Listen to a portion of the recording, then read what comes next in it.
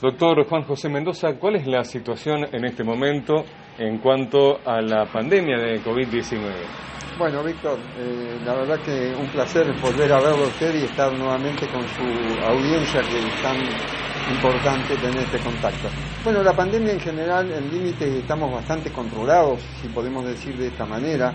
Si bien durante todo este comienzo del mes de enero tuvimos un gran crecimiento de casos, en este momento tenemos un descenso de casos. Pero no fue así la semana pasada, por ejemplo, que tuvimos un gran crecimiento de casos tanto en la ciudad, pero lo que más vimos fue el crecimiento en el departamento Constitución. Hubo localidades como Máximo Paz, por ejemplo, que en un día llegó a tener 59 casos. Nos llamó muchísimo la atención una localidad relativamente pequeña que tuviera, bueno, pero son los brotes que hay.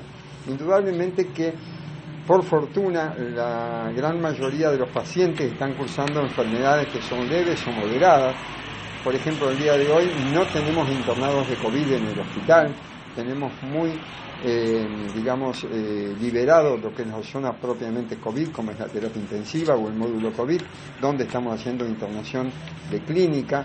En la zona febril pudimos desafectar la zona febril, rehabilitando los consultorios. Estamos trabajando con 6 consultorios externos que funcionaban en ALPI, que se han trasladado acá al hospital. Y la llamada zona febril o UFR la dejamos funcionando con 4 camas para eventual internación de casos sospechosos o pacientes positivos COVID que no requieran una alta complejidad. Seguimos con el trabajo de los médicos dentro de ese sector. Dinamizamos también lo que es la guardia, donde en la guardia hemos puesto 3 consultorios, donde tenemos un consultorio pediátrico, uno de clínica y uno febril exclusivamente para gente con sospechas de COVID. Esto se determinó porque hoy en día se ha dispuesto que ya no hay, necesidad de aislamiento por la gente, dado que prácticamente en Villa yo podría decir que estamos muy cercanos al efecto rebaño que hablamos tanto 2020, 2021, que era el efecto rebaño. Y bueno, tener una mayor cantidad de gente vacunada con 2 dosis era la idea, que estuviéramos por encima de un 80%. Pero después, con la aparición de la cepa Omicron, que fue una cepa que fue altamente contagiosa, que tuvo mucha difusibilidad, como decíamos en su momento, aumentaron el número de casos. Entonces se vio que era necesaria una tercera dosis. Para lo cual vemos con preocupación que hay mucha gente que aún no ha concurrido a ponerse la tercera dosis. Hay mucha gente que está confiada y pensando que con 2 dosis está bien. Y hoy en día el resumen que podemos hacer es que no podemos decir cuál ha sido la mejor vacuna como estrategia con 2 dosis. Porque hay gente que no se enfermó teniendo 2 dosis de Sinopharm y se enfermó gente que tenía 3 dosis de Pfizer, por ejemplo. Entonces uno dice, ¿cuál es la mejor? Aún no lo podemos decir. Yo creo que lo venimos diciendo durante muchos programas suyos, que no podíamos decir cuál es la mejor o peor vacuna. Lo que sí vemos que la gente está siendo muy reticente en cuanto a concurrir a vacunarse. La semana pasada teníamos 6.000 turnos que no habían concurrido a vacunarse con la tercera dosis. Y es necesario hacerse la tercera dosis porque eso nos va a garantizar que en otoño o en invierno tengamos menor cantidad de casos en lo posible. Pero ya hay gente que nos está preguntando la 4ª dosis. La 4ª dosis hoy por hoy no es ni científicamente ni desde el punto de vista inmunológico garantizar que sea necesario poner una 4ª dosis todavía. Es probable que se la haga, pero ¿qué se está haciendo? Viendo cuál es el intervalo de aplicación de la vacuna. Todos saben que habíamos dicho que tercera dosis al 4º mes de haberse puesto la segunda, era lógico ponerse la tercera. Hoy en día la 4ª no sabemos, porque vuelvo al punto que alguna vez dijimos. Recién ahora en agosto del 2022 van a terminar todos los estudios de los grupos de voluntarios que iniciaron en agosto del 2020 y ahí vamos a saber exactamente cuál es la respuesta con 1, con 2, con 3 dosis, con 4 dosis y qué vacuna fue la que generó más o menos. Alguien decía en algún momento que era la menos robusta era Sinopharm y mucha gente vacunada con Sinopharm no tuvo nada. En mi caso particular yo tenía 2 Sputnik y un refuerzo de AstraZeneca y tuve COVID. Pero bueno, ¿cómo fue? Forma leve. ¿Por qué? Porque la cepa Omicron fue altamente contagiosa y en enero fue un momento pico que tuvimos, más casos que en plena pandemia. Pero bueno, por suerte fue una cepa menos agresiva, quizás, o bien las vacunas fueron las que nos dieron la base protectiva con buena producción de anticuerpos para evitar una enfermedad compleja.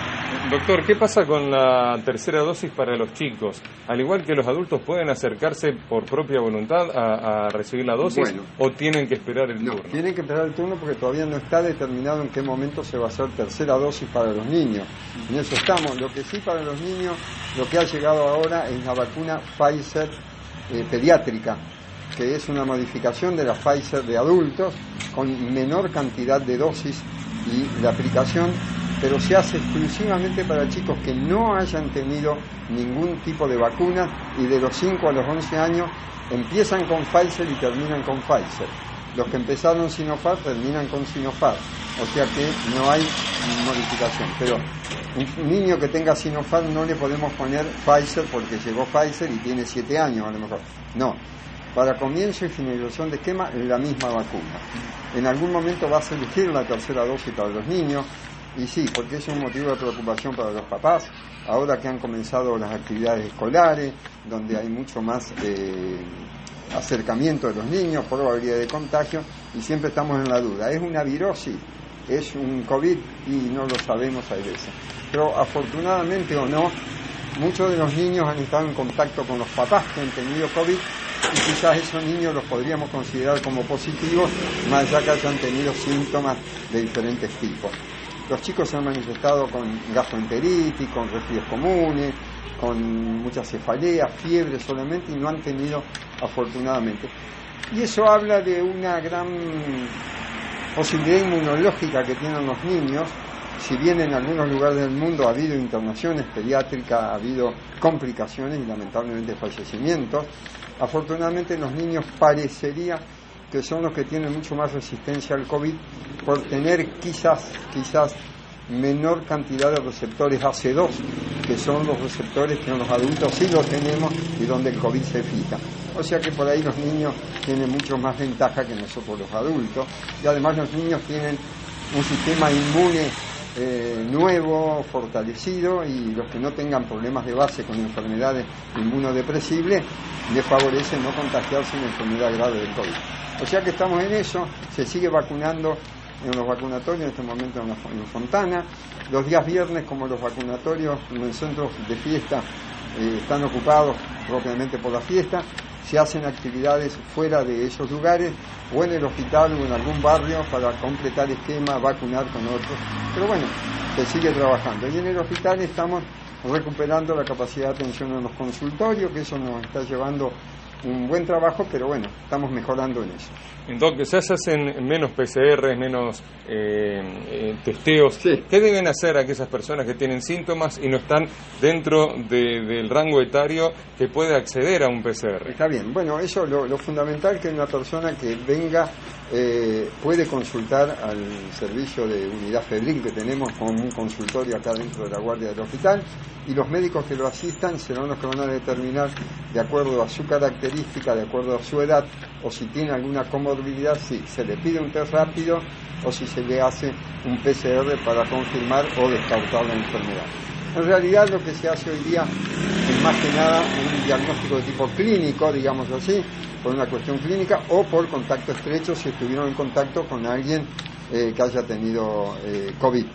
Pero queda ese punto de vacío que la gente dice, me dijeron que tengo COVID, pero yo no estoy tan convencido, entonces me voy en forma privada y me hago un test rápido o un PCR, y me dio negativo.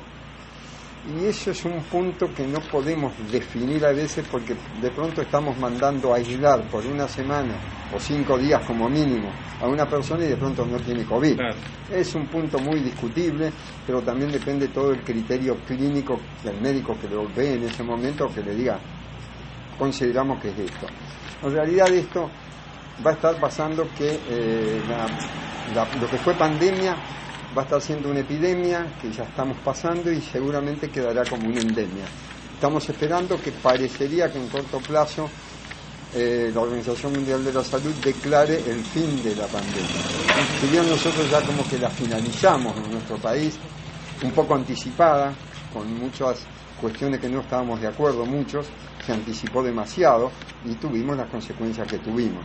Llegó el verano, pensamos que el verano era el momento de menos capacidad de contagio. Contrariamente, en verano, enero, tuvimos la mayor cantidad de casos. O sea que tenemos que estar muy atentos para la llegada del invierno, que no nos tengamos picos y tengamos que volver para atrás con todo esto que tenemos. ¿Qué significa esto? Que si eventualmente nos desbordan el número de casos y todo, es probable que tengamos que desactivar los consultorios que están habilitados ahora y volver a montar la UFR como era antes. Bien. Esperemos que no llegue eso, ¿no? Por supuesto. Muchísimas gracias, doctor. Un placer.